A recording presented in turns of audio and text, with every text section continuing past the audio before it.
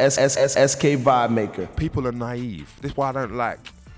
People will smile up and yeah, guys, man, feature, yeah, but on the tune they just want to be better than you, and they will lie and say, nah, man, together, good energies, really take care. Like, I know what good energies are, so I understand that part. But MCs are full of. They want to be better than each other. Producers want to be better than each other. That's the nature of the game. That's the nature of the game. But everyone sugarcoats it and makes it like so. If competitive rivalry. It doesn't have to be nasty though. No, it doesn't have to be nasty. But if you don't compete, it's a competition, bro.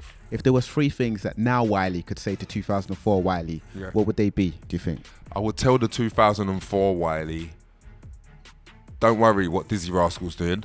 Don't worry what Morefire's doing. Don't worry what Kano's doing. Don't worry about nothing. Go and do what Dizzy, go on your own. Get a manager, run off, go and get the multi-millions. That's one.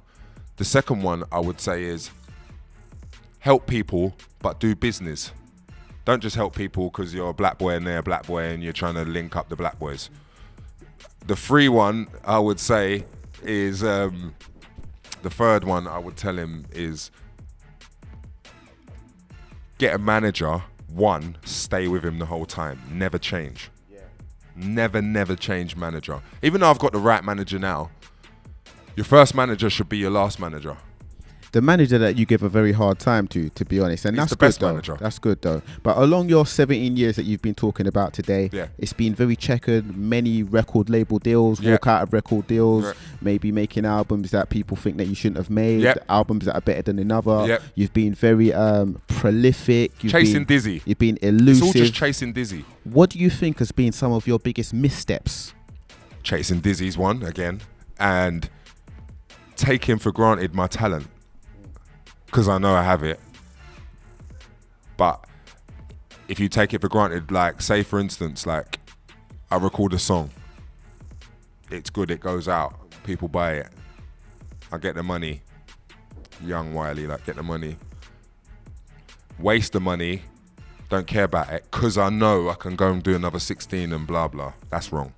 Don't do that.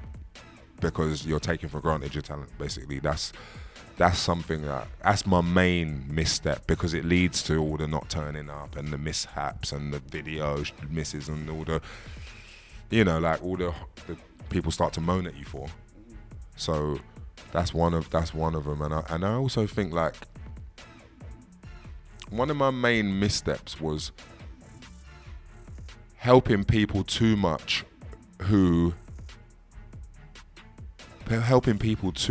never really had the talent anyway,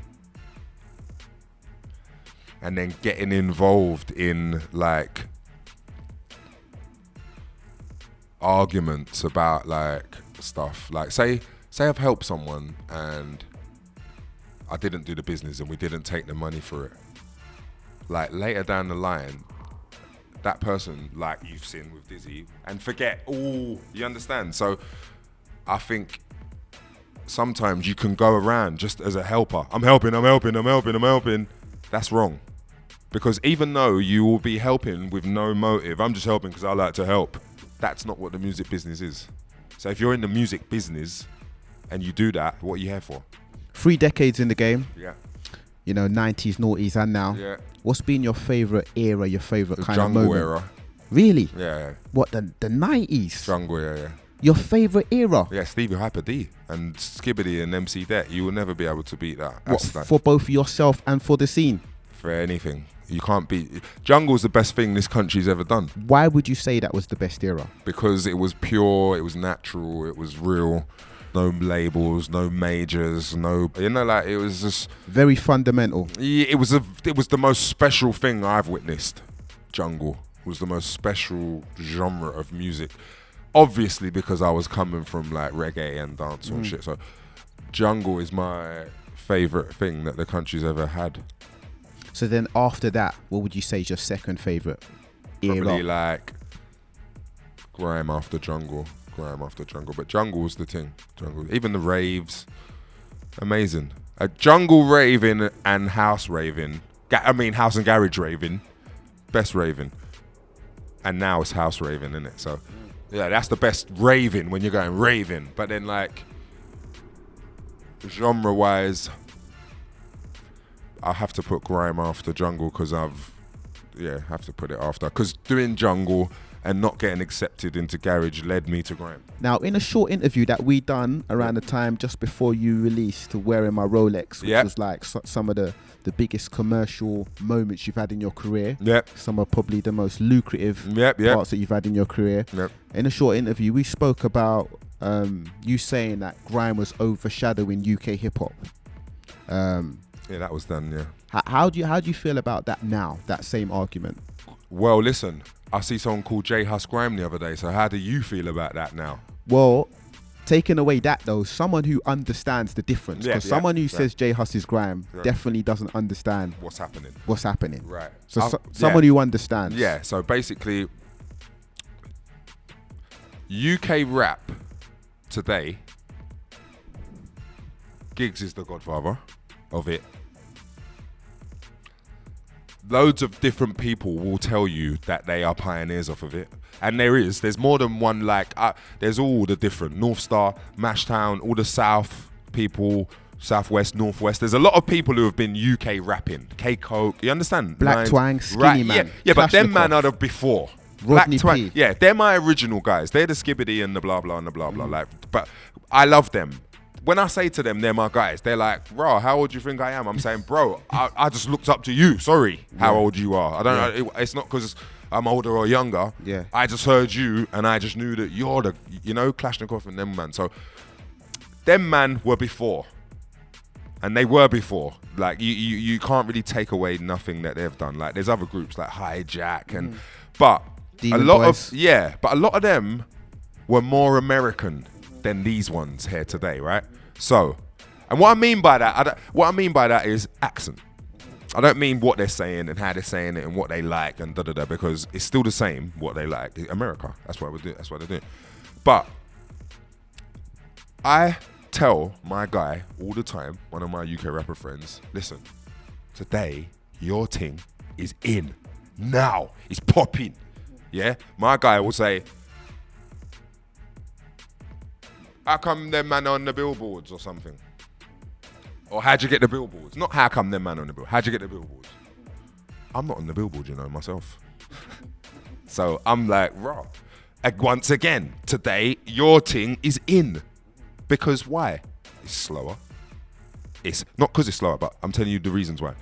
It's slower, people can dance to. It's not so fast. It's not a bunch of kids shouting and blah, blah, blah. It's easier on the ear. I like it. Mist. This one, that one, right? Dave, as we said. It's easier on the ear. And the ones who are good are good. So today, the rap thing in England is popping for those I want them to know. You know, the ones who are saying, bro, when's our thing gonna pop?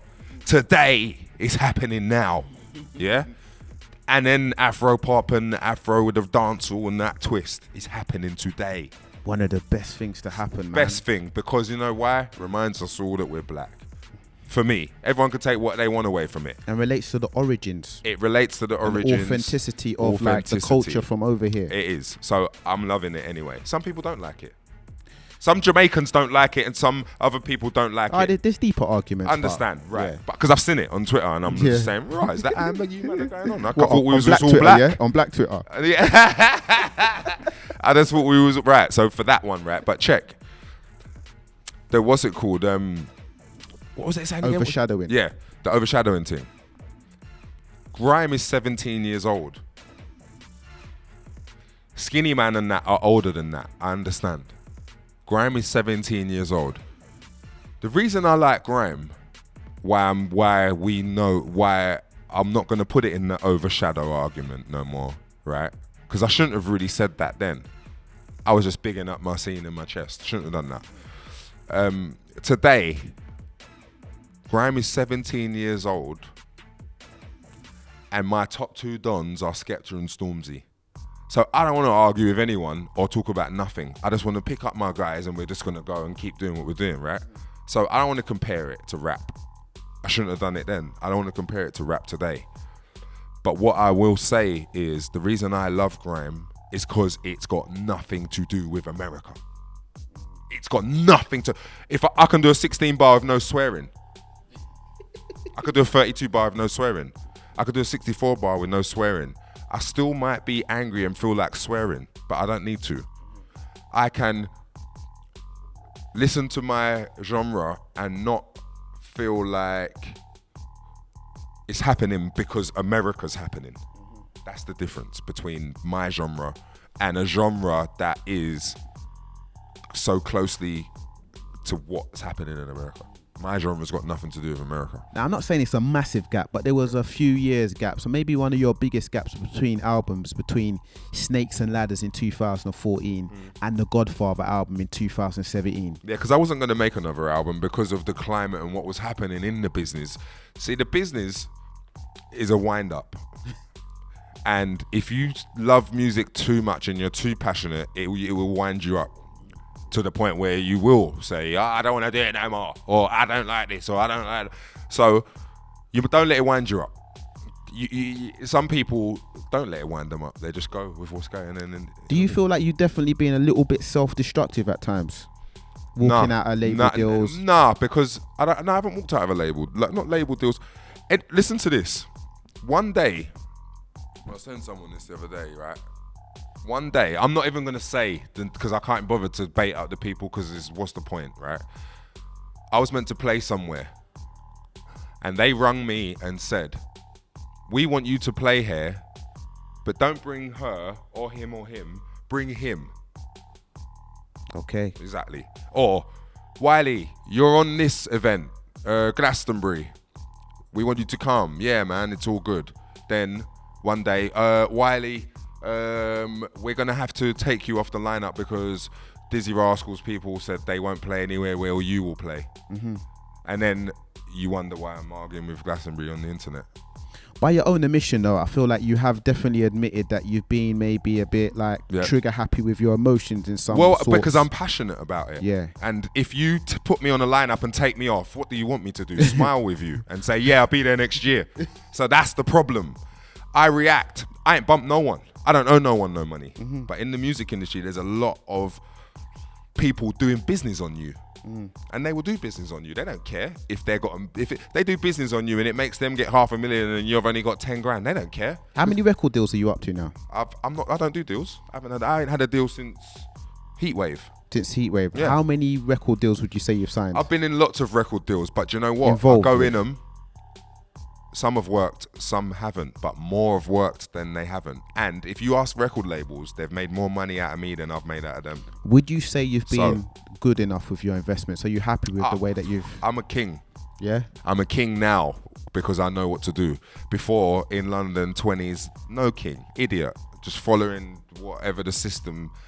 Because what everyone don't know is that however much money you earn, in London, in England, there's things set up in play to take it back off you anyway. Yeah. So wind up. Would you say at times you've been a bit reclusive because you've definitely moved out the ends? You moved up to Manchester, Liverpool. Yeah. Like you moved. Like, well, I do that Canada to keep my money away from people who are trying to take it. That's why I do that. And whenever I do that, I move the stuff there, and you still see me walking around. That's a lot of hassle, man. It is, but I would rather that happen than someone kidnap me, keep me for 2 weeks, rob me blind, do everything, and then let me back on the street, and now I've gone mad walking around the street. You know what I mean? So when you know, at this stage in your career, still being hungry, when you put out a new song, what do you most look forward to receiving? Is it some online love? No. Because I'm not from this day, so I'm not gonna be like, oh, I need to get 1 million views. I don't care about that. I just want people to know that I'm Nang. Yeah. And that's it. So if you think you're Nang, when you listen to me and you know I'm Nanger, it doesn't matter if your fans think you're Nang. You heard me and you know I'm Nanger than you. That's what I'm here for today, really. That's the only reason left for me to be here. Naturally, you being the Godfather, the Don, you've been out here for 3 decades in the game, being MCing sharp for many long years, but slightly now being the Godfather, as I say, and kind of being maybe a little bit disconnected from the scene, like geographically and in physical form. You know what I mean? Maybe not in contact with the MCs. That's the truth. How do you remain sharp still?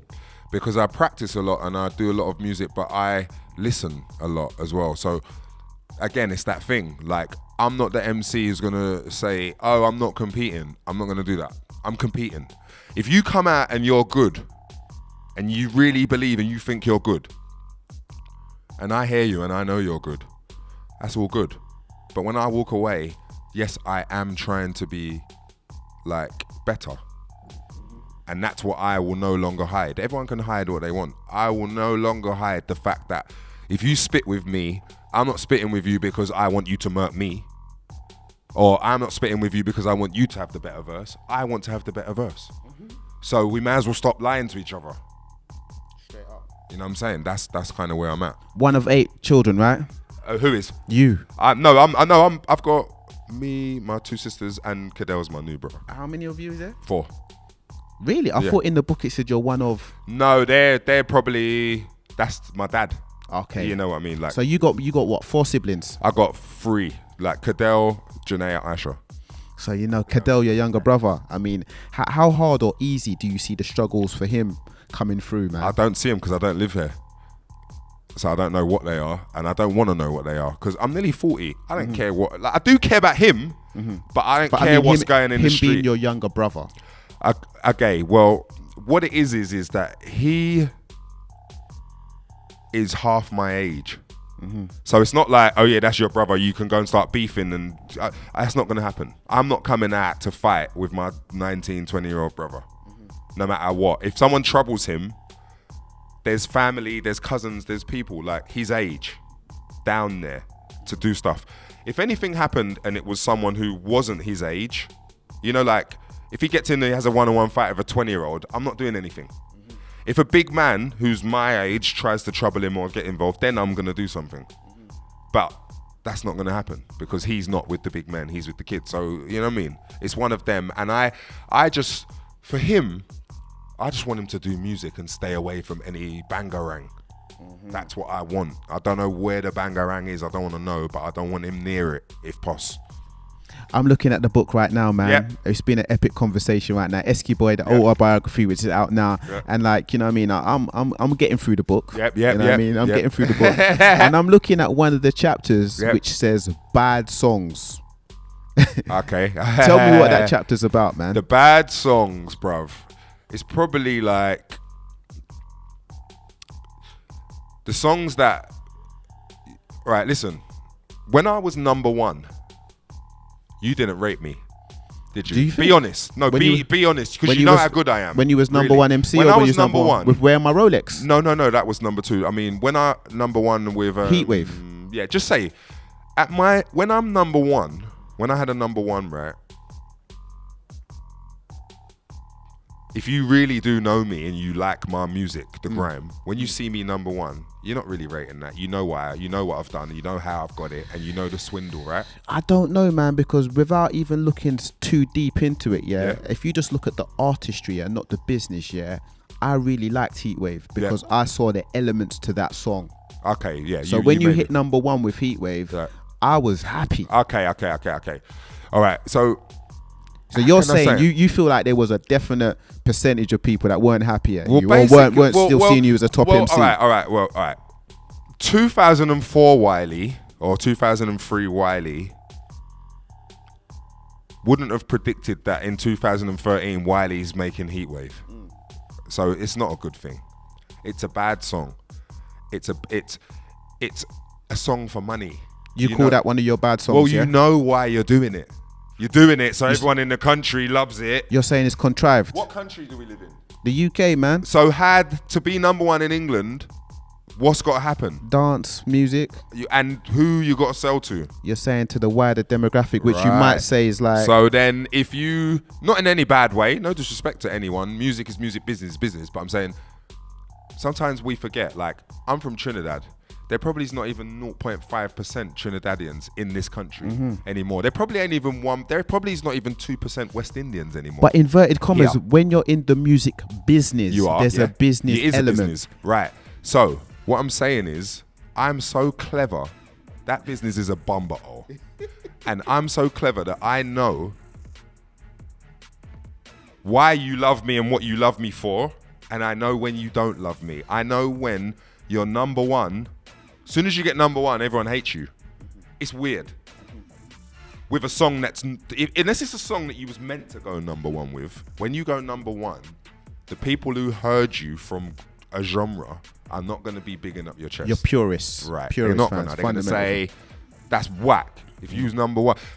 For instance, if Ed Sheeran goes number one, it's not with a song, it's not with any other song other than one that he likes or loves. He's not going number one with... So you feel like you made a big compromise? Well, I've had to do it for what's going on in the country at the time, for whatever. I've made my moves because of the children, whatever. But what I'm saying is that it doesn't matter what Ed Sheeran drops. If it goes number one, it's a number one.